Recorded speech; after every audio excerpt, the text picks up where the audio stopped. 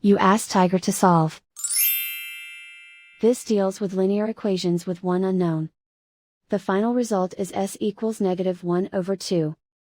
Let's solve it step by step. Simplify the expression. Group like terms.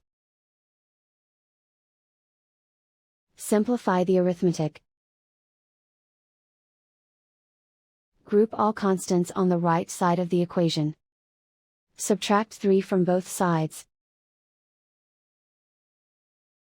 Simplify the arithmetic.